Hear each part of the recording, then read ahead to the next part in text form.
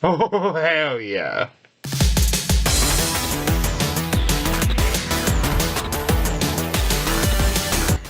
You know, I find it funny how Pokemon was one of my least favorite franchises ever years ago. But now, with giving it enough chances, I decided that Pokemon is one of the best franchises ever. So, with that being said, everyone must be wondering as to who is in my top 10. Well, let me give you a bit more. Make it 25. I will say, this list was hard to make. Choosing certain Pokemon over others was a hard choice to make. I mean, there were so many Pokemon throughout 8 generations of games. So, I think a single main rule to give some fairness, with the only rule being that there will be 3 Pokemon per generation. And now as for the remaining Pokemon, I'll do that as a surprise. Now, let's go ahead and count my top 25 favorites.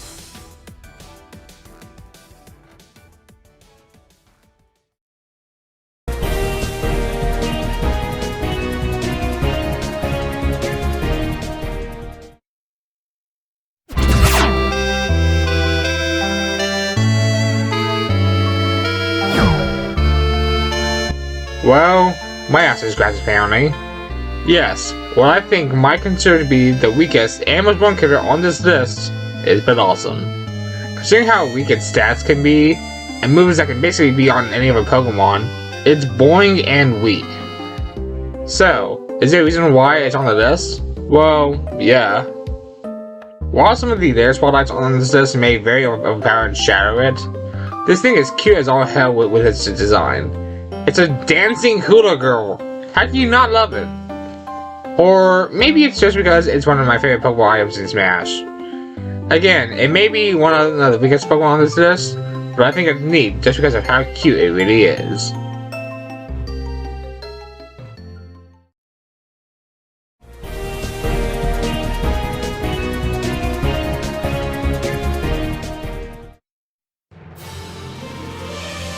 When it comes to evolutions, you gotta ask yourself, what sticks out to you? Well, that's probably the mentality behind the evolutions. So many great types of Eevee from Glaceon, Leafeon, and Vaporeon are all really nice and all. But how about... no.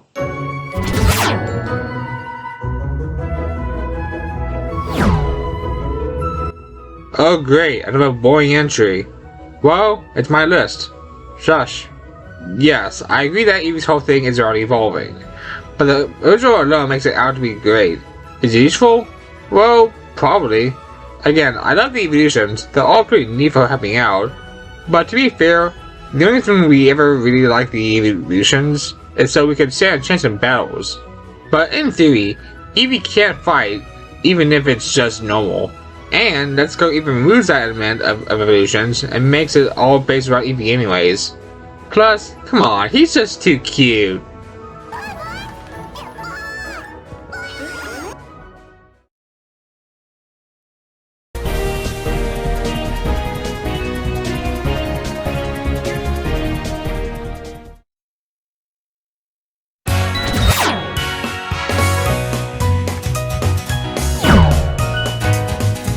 Here comes a special little boy. Let's rock and roll out with the most dog-like Pokemon you can possibly think of.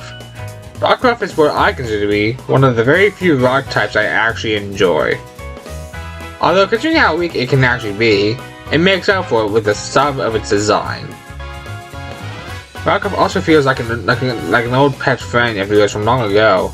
I mean, it makes sense considering how it's a dog after all. You get all the pets today, boy.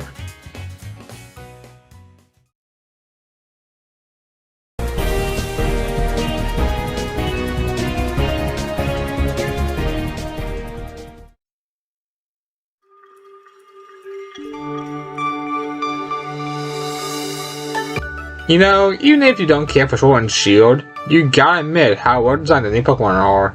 Phalanx using no retreat and being one of the cutest and creepy Pokemon at the same time.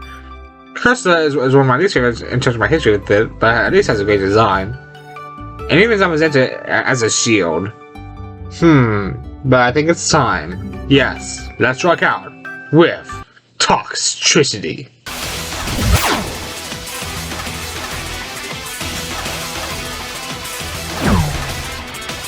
This Zabby Lizard finally makes her way onto the list. This Crazy Freak Show is probably one of my favorite well designed Pokemon in Gen 8. Using its strings on its chest as a rock guitar, and with it being the first poison electric type, it makes it really nice and crazy. The battle properties make it also really good to battle with. It's almost like the base of a loudspeaker. Maybe that was the point of the design. It's almost like a person who plays the music too loud just to annoy everyone. Which I find even more hilarious, because its weakness is basically the same that as granted for causing a ruckus. Call me stupid for liking this thing, but I'm proud to be if that's the case.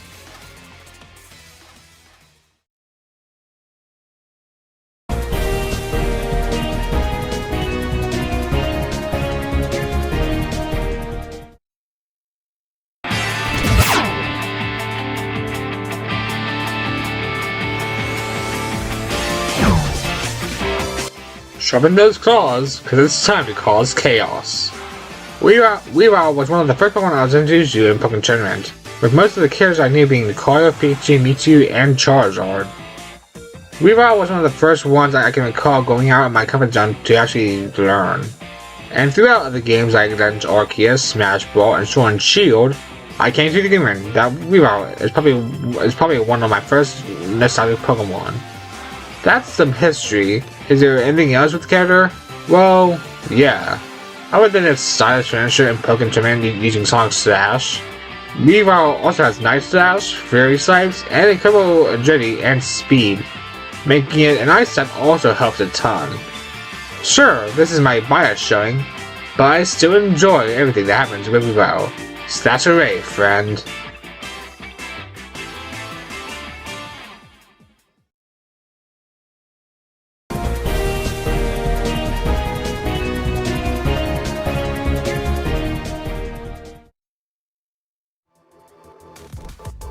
Mysticality is one's own curiosity.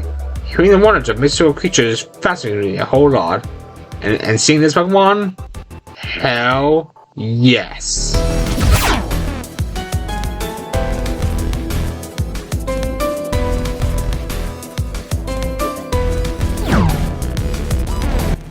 You'd think I'd be crazy to not add at least one legendary from the legendary beast. And I chose Suicune. While Suicune isn't the first legendary I was introduced to, it did catch my eye the moment I laid eyes on it.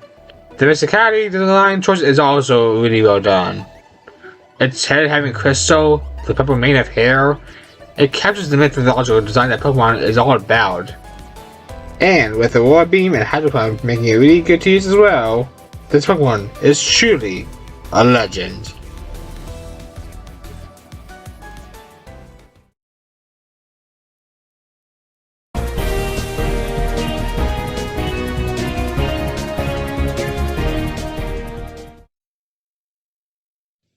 Why do I hear boss music?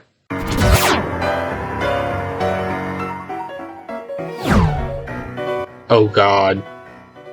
What might be the Pokemon that has given the most PhD to so many people finally steps forth. While I may not have grown up with Diamond or Pearl, I can confidently say that even when I saw Garchomp, I felt a suspense like the others. From a design standpoint, he looks sick. Taking a hammerhead shark and giving it legs is pretty nifty. And yet, people still despise him. Okay, maybe not despise, but rather fear connection unlike the other Pokemon. So, why is he on this list? Well, it's probably because I still have yet to even get Diamond and Pearl. Even though there's someone else who I have already fought who is more tough than Cynthia. But I also like the design and moves of Garchomp. Using Dragon Tail, Outrage, and a ton more other hype moves is kind of meant to be shared with the champion. It's kind of poetic, but be it Sinnoh, Unova, Alola, or Johto, you can't escape her. What is it with Pokemon and having Garchomps and pianos?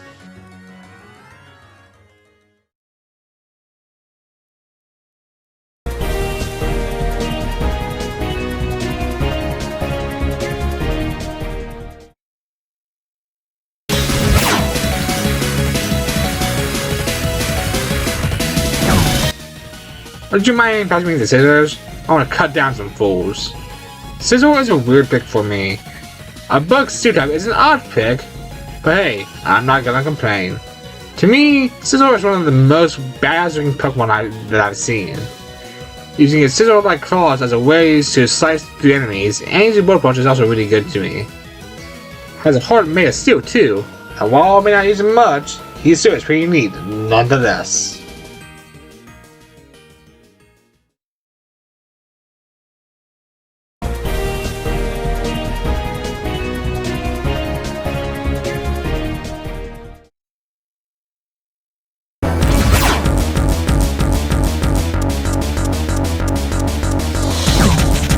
A strike from the back draws near, as this edgy boy makes his way here. Zoroark looks like a typical Dark-type Pokemon, but to me, you gotta admit how sick he looks, especially considering how his Hisuian form makes him white all over and red. It looks fascinating, and I think it's hardcore. Now, what about the moveset? His Night Daze in the Gaze and Shadow Claw is also good to learn considering how damage it does. And he shows up like an anime character helping the Vachetas being the bad guy with his assist trophy and Smash Ultimate, making him pretty sick to look at.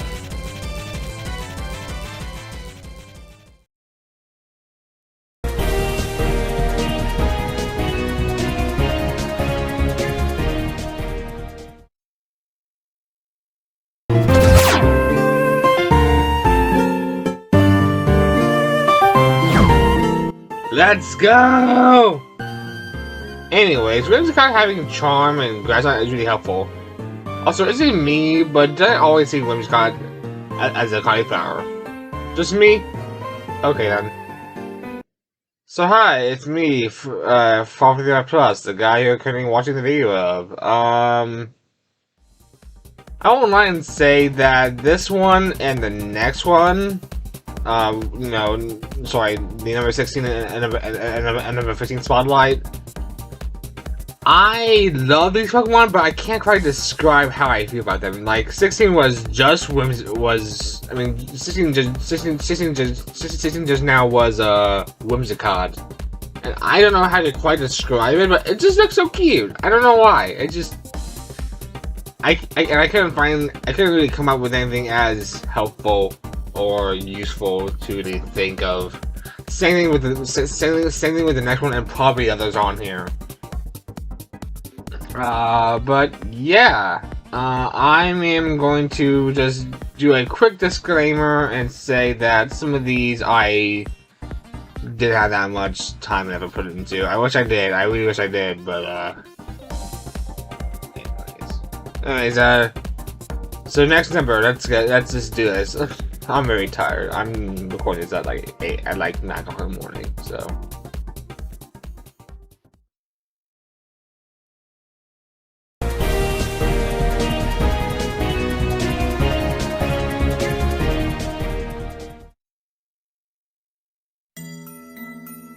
Do you ever feel trapped? Like, as if you are forced to isolate yourself? Keeping your insanity away as if you are a virus? Locking yourself away, forever within the tower you built yourself? Yeah. Anyways, Halloween is basically Rapunzel.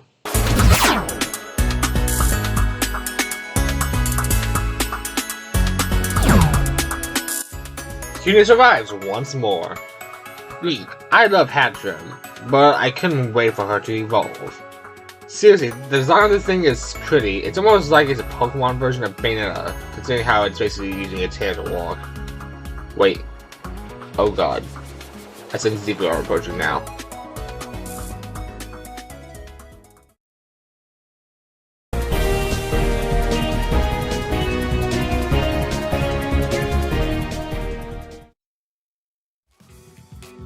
Do you ever see something emerging from the water and think it's gonna be scary?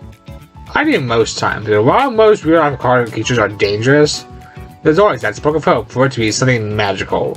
So, screw it. Shut up, Lapras.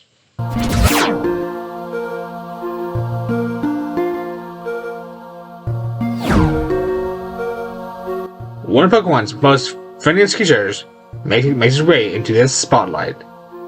Not to be confused with Yoshi, Lapras seems like an old friend that you once knew and reunited into fighting in peace. Lapras feels like a friendly take on the Loch Ness Monster.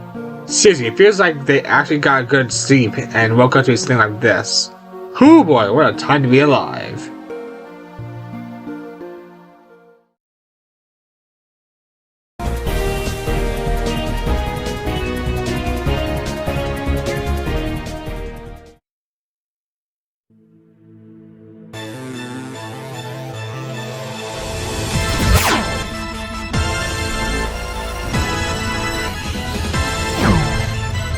He's going ghost! And because of that, I feel shivered down my spine. This Pokemon?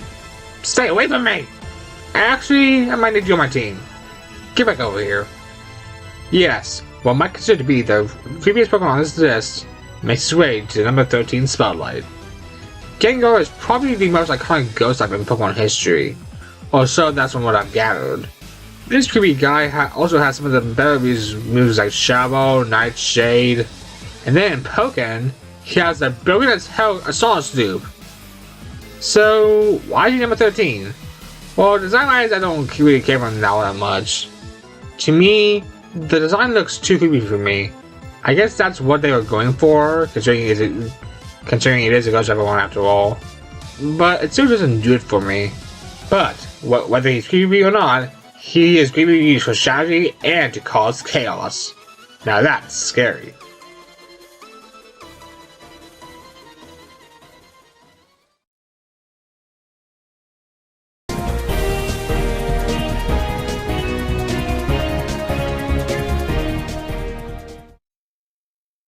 Beauty is a wonderful thing, and while Pokemon tend to be more so on the monster side of design, some are simply really pretty and nice to look at as they gaze at you in grace.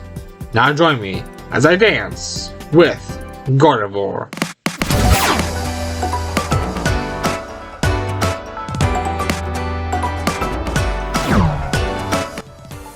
I guess the general audience of Pokemon has a lot of feelings towards this character. Whether it be good, or bad, or the other side of things, you've got to admit that Gardevoir is probably one of the prettiest Pokemon, and with it being a fairy type makes it really stick out. I mean, sure, it also happens to be a psychic Pokemon, but you tell me that you don't look at this thing and immediately think of the fairy type. Gardevoir to me feels like the Princess Peach version in Pokemon, especially with its counter resembling Peach's Smash and Pokken.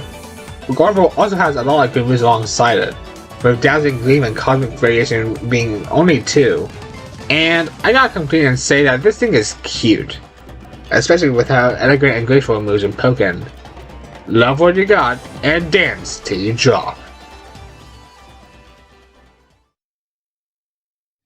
Okay, so hi, it's me, 435 I know this is right after the whole Gardevoir stuff, but I just recorded the Peach Up Smash gameplay, as I'm gonna put that in the whole video, and I chose random for the CPU, and it gave me Daisy. And you can see that I'm just in awe, as I'm just okay, sure, why not? Oh my god. Okay, so that's all I'm saying. That's a funny blooper. Okay, I'm done. Next character.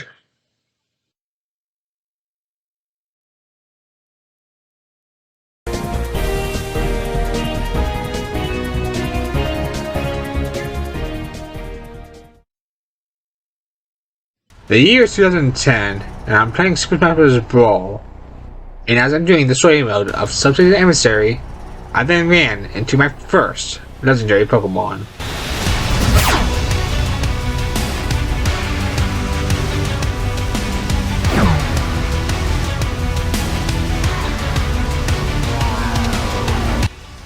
Yes, the first legendary Pokemon I ever saw was Rayquaza. And I think it's fair to say that this was indeed a good pick to choose as a boss fight for Subspace.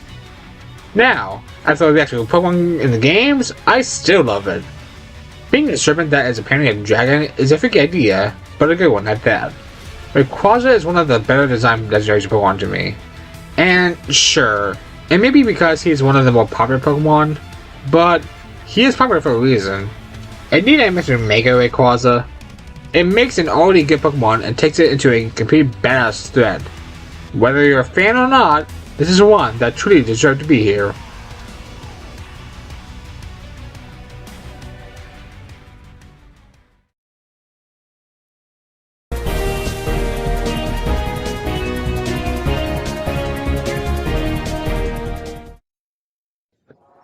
Pokemon designs are all over the place. Some are snakes, some are items, and some are just what they can't even describe. I bet you that when the developers designed this Pokemon, they said, screw it, let's go to shrimp a gun.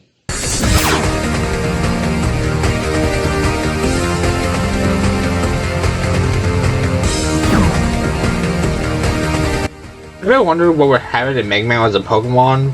Well, I'm pretty sure Culture is the answer to that. As Culture is probably one of my favorite aquatic-themed Pokemon. Taking inspiration from a shrimp and adding a shotgun to it is totally of its own. But don't even try to face it.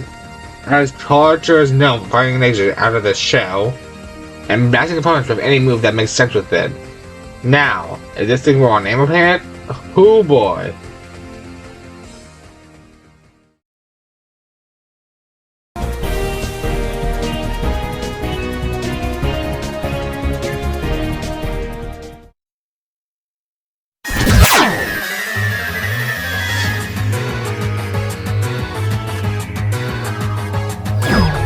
Swing into action and spit out those flames. Chandler is one of my favorite ghost types ever. Considering how it really is a Chandler but alive, it's a really neat concept. I mean, they made Light badass. Like, wow. Although, I won't lie and say that I do find it rather creepy how, as a means of attacking, they burn the spirit of the victim. Not the victim itself, the spirit. And then it absorbs the spirit and uses it for itself. And it didn't start in Pokken because he sacrifices you within flames. That is creepy, and I'm in on it. And now, the chain of swings where the spirit now resides.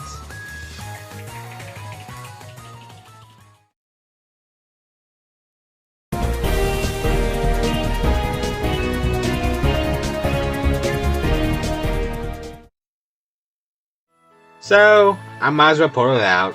What Pokemon could I possibly take that would make the list go uneven? Each generation gets 3 Pokemon to represent, meaning there's only 24 in total. So, what's the final missing piece? Well, I guess a spin-off would have to do. And as much as I love the Detective Pikachu movie, I gotta give the spotlight to someone else.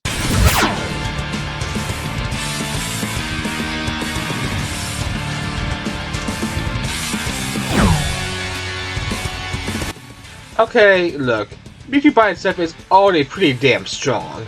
But then you go into Photoshop, invert the color, and give it a crystal that is on oh god levels of dangerous. You get this! Think about that. You're taking one of the most powerful Pokemon in existence and giving it more power than ever. And the ability to stay transformed for as long as it wants, which is basically the whole match. And makes its moves do stupid amounts of damage. You know, I'll take some of that. Okay. I see why people would like this character now. Yeah, Shamu has low stuff in the game. And, okay, sure, this is all dependent on the skill of the player. But, even then, the final match is pretty difficult. I won't lie and say that I've died a few times on my first go. And I love Pokken Tournament. I played some of the most powerful characters on the roster, and I still lost. Whether you're a Pokken fan or not, this is one that truly deserves to be in the mainline games.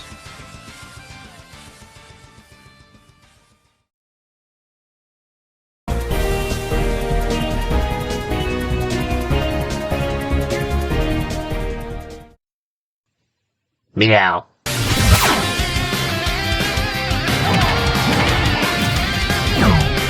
As if you couldn't tell by my top 20 favorite Smash Ultimate fighters, Incineroar is number 15 for a reason.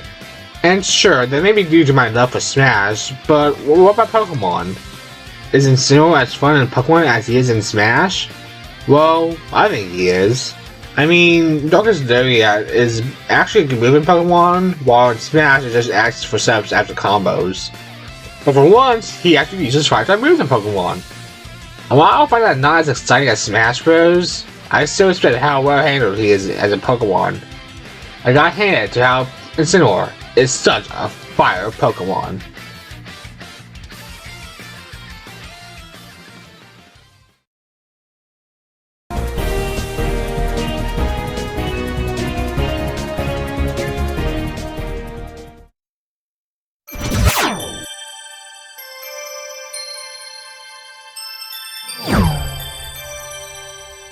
Here it is, the spotlight before the top 5. And this time, it's Absol. Absol is one of the cutest yet intimidating Pokemon at the same time. The white fur gives off the cute vibe, and then there's the sharp curve on the head that is used to stagger the enemies. The design is kind of a hidden threat in plain sight. Okay, hi, it's me again. That time I swear, hopefully. I know that I've been wanting to be fair for these Pokemon. These Pokemon deserve a lot of attention from me at least. but just now I did Absol, and I am just honestly, Absol was the last one I wrote. As far as script wise. Actually, as you know, that's second to last, and you'll see why soon. Or number 3 is the one that I have written the least for, but I feel bad because Absol is a really, honestly, Absol is really cool. It's a really good design Pokemon, and it's actually really cool to just use in battles, but I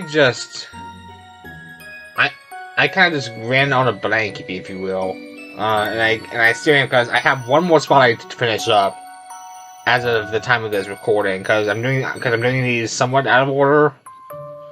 But anyways, so yeah, I apologize, but basically I'm edgy. Enough said. Okay, next spotlight, number 5. Top 5, here we go.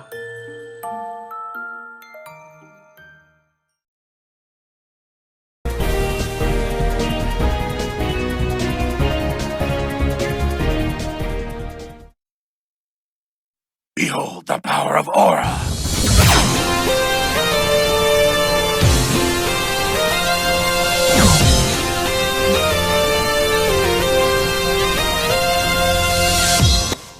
Behold, Goku's first Sona. Yes, I finally decided to use my head and pick a Pokemon most people actually like. And I am a part of that group. Because Lucario is probably the most badass designed Pokemon on this list. The other Pokemon above him don't seem to give off a vibe of being the size while also looking cool doing it. If you look at every game he's appeared in, it makes total sense as to why he's in them. Even in mainline games he tends to stand still, but thankfully in Legends Arceus that changed. Alongside Pokken, where he has some amazing combos, while in Smash Bros, getting more damage actually causes him to become stronger, which is kind of a power if used correctly. The Lucario is also pretty well handled in mainline games, even if I don't use it much in the mainline games other than Pokken or Smash. And Lucario tends to remind us all that despite being taken down several times, you get back up like the warrior that we are, and the battle isn't over until it's over.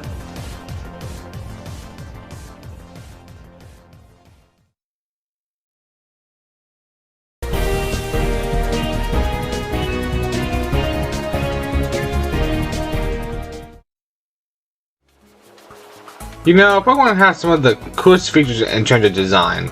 Whether it be Chandelure being a little Chandelier, and Culture being based on a shrimp, you gotta wonder, what could possibly top these two?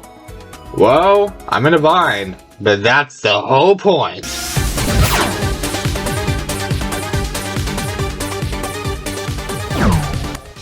Oh boy, this is cracking me up so much. Looks like Squidward found the steroids. It's true to see Pokemon who's normally in the water be a fighting type, but hey, I'm not complaining.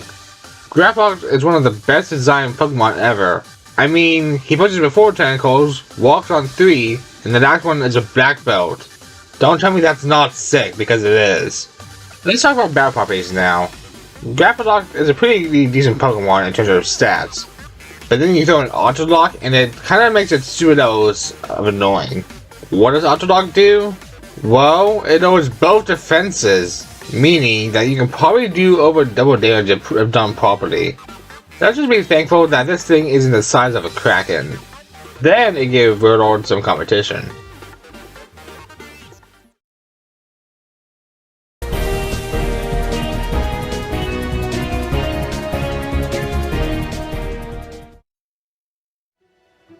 Pokemon has always had a feeling to where the creatures had a sense of monstrosity to them. Whether they're cute or intimidating, they all had some sense of being monsters. Some use unlimited burst of magic, and others use weaponry in some form. At least from what I've noticed. And while I love the unlimited magic and the powers of Pokemon, I think weaponry is still rather interesting. But what if I want a sword and something to defend against? Well, let's slash away.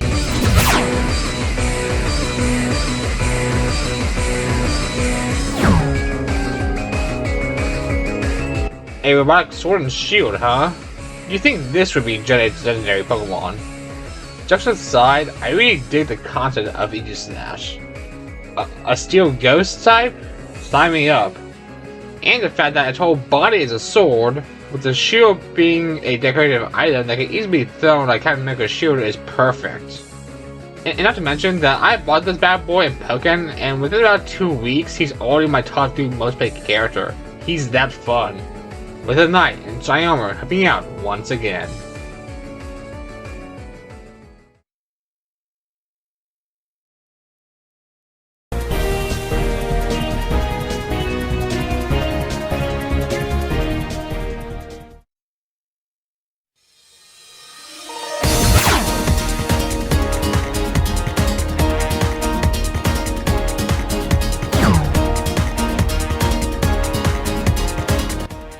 Hello, old friend. I missed you so much. Much like the Coil, Lapis, and Rockruff, this is why I feel like an old friend of yours from long ago. Except this time, he's your best friend, and you're both rocking out having the time of your lives. I get the general sense of how the CGI is really popular and cool looking, and that's because, well, he is. Seriously, it amazes me how he didn't get into Smash Ultimate, where I probably would have liked him even more there. But because of Incineroar, it makes it kind of more special. Considering how the CGI isn't in many Pokemon games today, it makes it really special. And sure, you can say that he's in Pokken and that's his Arceus as well as Sword and Shield to some extent, but again, it's because he's more recent that no one really talks about him that much. Or so it feels like it. A lot of people prefer the older Pokemon because they're so used to them. But the CGI? He has the same energy as many of the older Pokemon. He's such a great friend. But there is one other Pokemon I can rate to you, but on a much darker scale.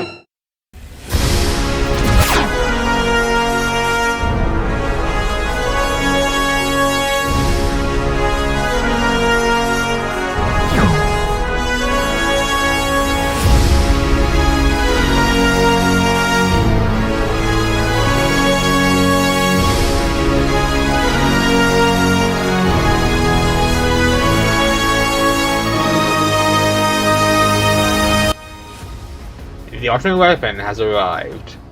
The why is more infinitely scary than the what. And given the what is this monster that resembles that of a darkened eagle, the colors being red and black, meaning that it's obvious that it's meant to be evil, maybe the truth is best meant to be kept as a lie. While not as intimidating as Eternus, or demonic as Giratina, number 717 of the Pokedex is my favorite Pokemon because of the sentiment it gives off. The War of Two started because of this. The opposite gives life, this one takes them. In the lore, it's said to have the power to absorb the energy out of life, and when it reaches the end of its lifespan, it summons it to a cocoon to sleep for ages. So, why is it my favorite? Well, honestly, this is a hard topic for me to cover. While Yveltal is basically the symbolism of death in Pokemon, as Xerneas is the symbolism of life, to me it feels more than just that. If I could put it into words, it almost feels like Yveltal is the other side of myself. The side that I try to hide away from people, and when that side me gets unleashed, chaos starts. But then, when I stumble away, I reflect on my decisions, and then decide that my future is mine to take. But then, someone stops me from being controlled by this, and helps me cope with what I've done.